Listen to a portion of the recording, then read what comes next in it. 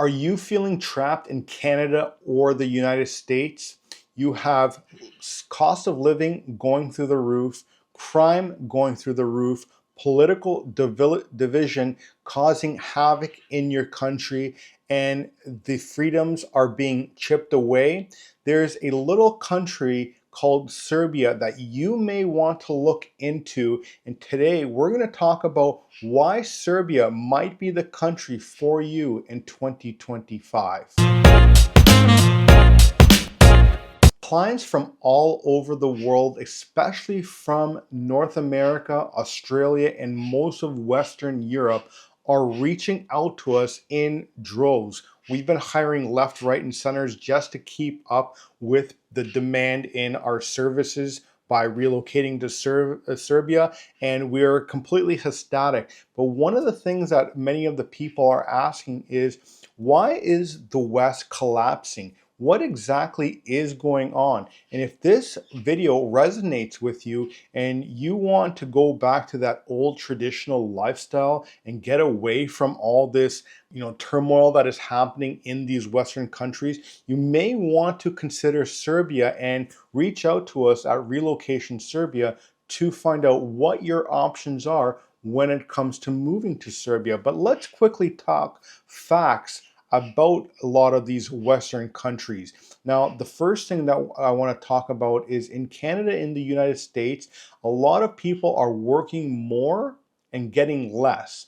There's a fact and a statistic out there that shows just in Canada alone, the average person has to work from January to June, which we just passed here into June, to just pay for their government taxes, and then they get to earn and keep the rest of their money for themselves. So you're talking over 50% of your hard-earned money is going towards the government. This does not go to say that you still have to sit in your car, to drive, to sit in traffic jams, and then the rest of the chaos in your life there, not to mention the food and everything else that is not healthy for you.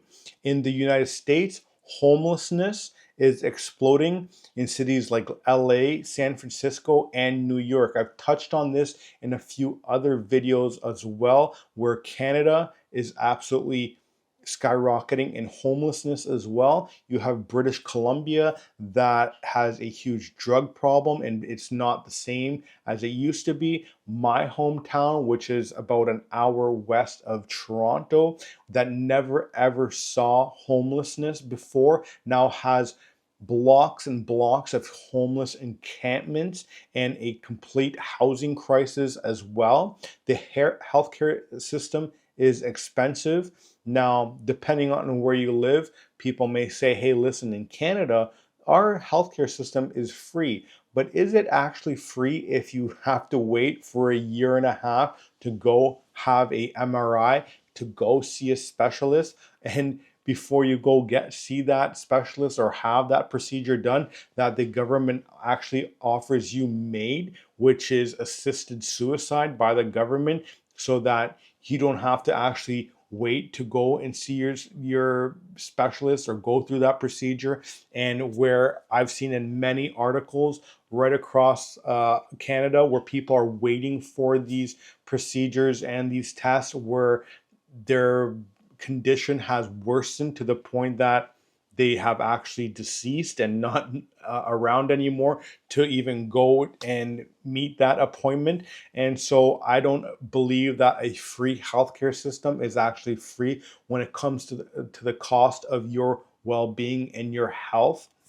Now, in the United States, I've never lived there. I don't know exactly what it costs to have healthcare there, but I've heard that people are paying thousands of dollars, to not even thousands of dollars, but tens of thousands of dollars to give birth to a child, to go and get diabetic medicine costs them thousands of dollars a month. That's no way to live whatsoever. And taxes, you're paying more in taxes, like I just mentioned before, and getting way less. What is the government in United States and Canada actually doing with your tax money?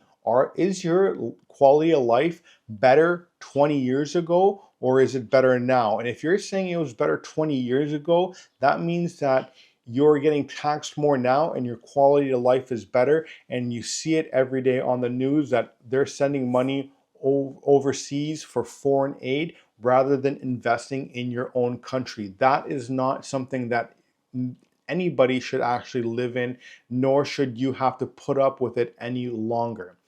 Now, one of the things that we need to understand is that Serbia is what we call, and what a lot of people know Serbia as, is the hidden European powerhouse.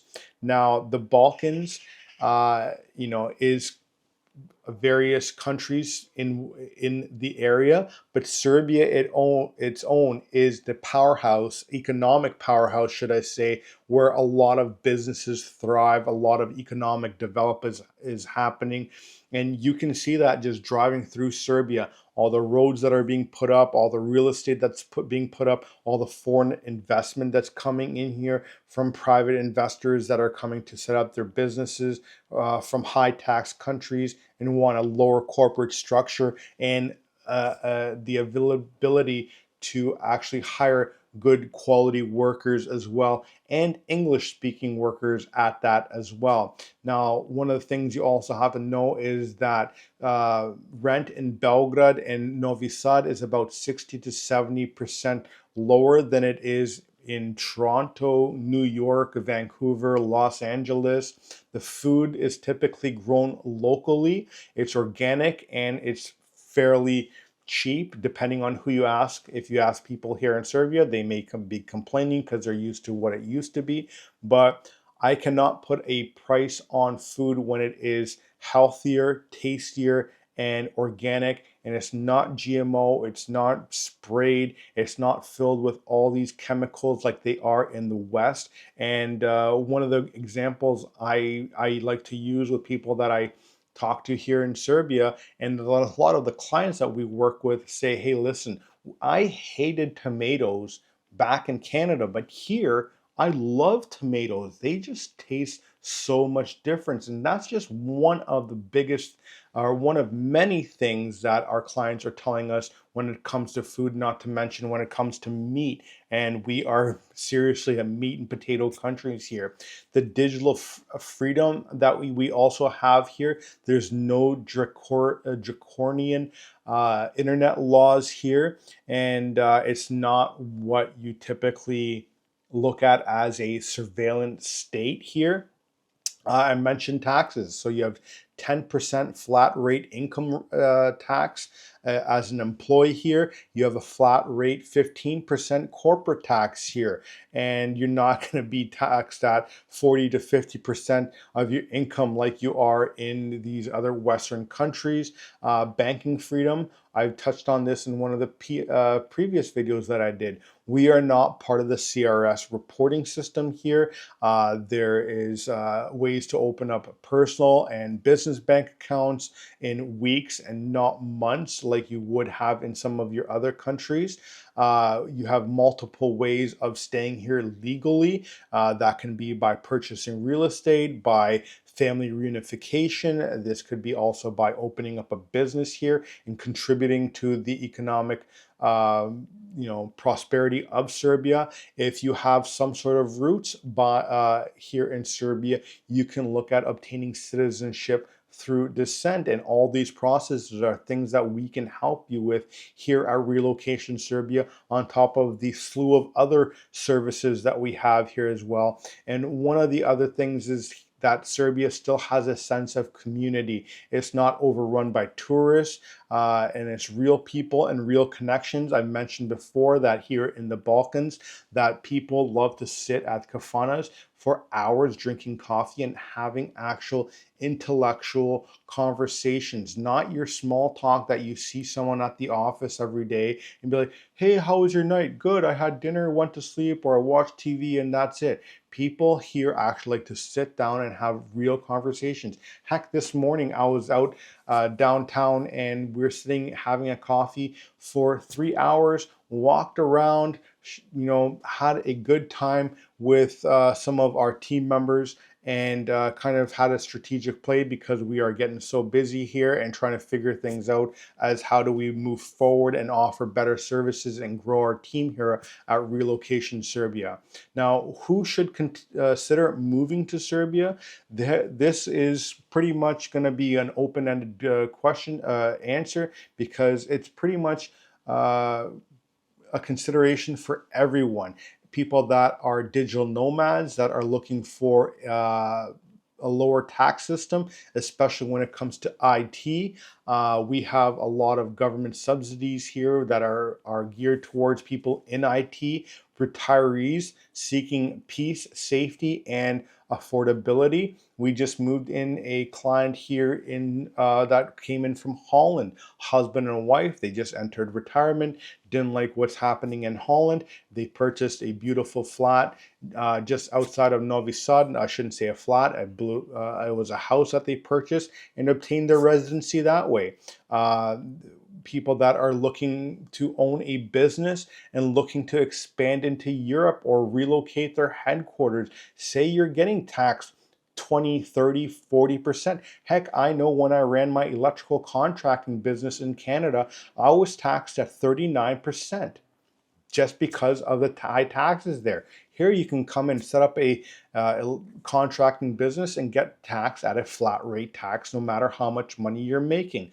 And this goes for any business that you're looking to set up here. I met a guy that came here from Lebanon not too long ago, and he opened up 3 shawarma shops here, and he's completely exploding because people are looking for that diversity in cuisines here as well.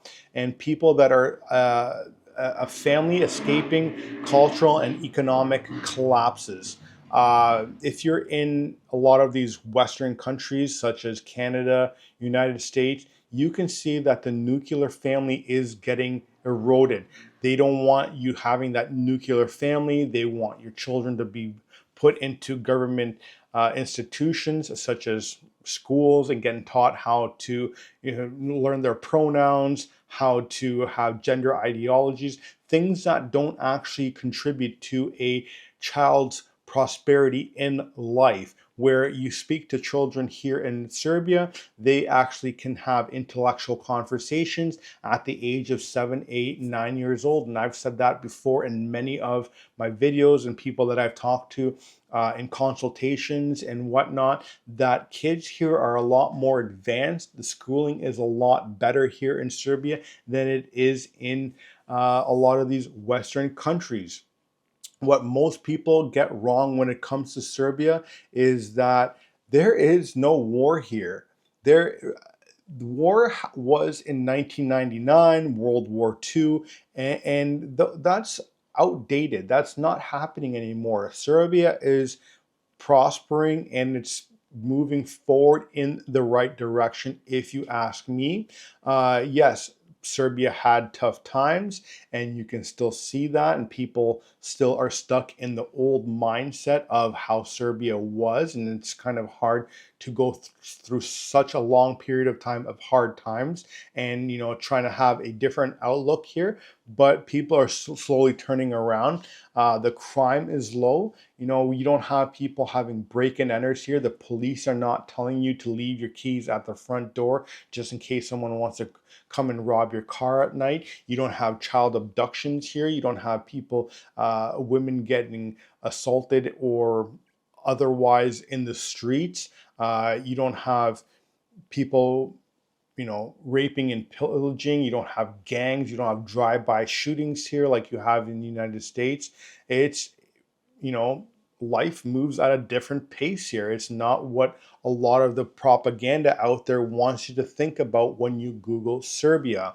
And the ways that you can get started is simply by contacting us at Relocation Serbia and asking us, hey, this is my situation. This is where I want to be when I move to Serbia. What are my options? Because there's a lot of information out there about moving to Serbia. Some of it's outdated, some of it's just wrong. And what we do here as a team of specialists at Relocation Serbia, I'm not a lawyer. This is not legal advice by any means, but we do have lawyers on our teams or on our team that can help you with these processes, that stay up to date with regulation change and rules and law and so on and so forth, and that we can facilitate your move here to Serbia and how you can do that. You can get it through a visa, housing, residency, by opening up a business. We help with banking and everything else in between, including international shipping. And so that's something that you might want to consider in 2025. I know right now here in June, we are looking at moving in at least another 6 to 8 clients just within the next 6 weeks, which is very, beneficial for not only those families but Serbia, because they're getting those people coming in here and going to be start contributing, and they're going to be actually living at a slower pace of life, because here in Serbia we don't work on that go go go mentality here. It's a very laid back, enjoy life first, work later, and everything will come when it's due. Thanks for watching. I'll see you on the next one.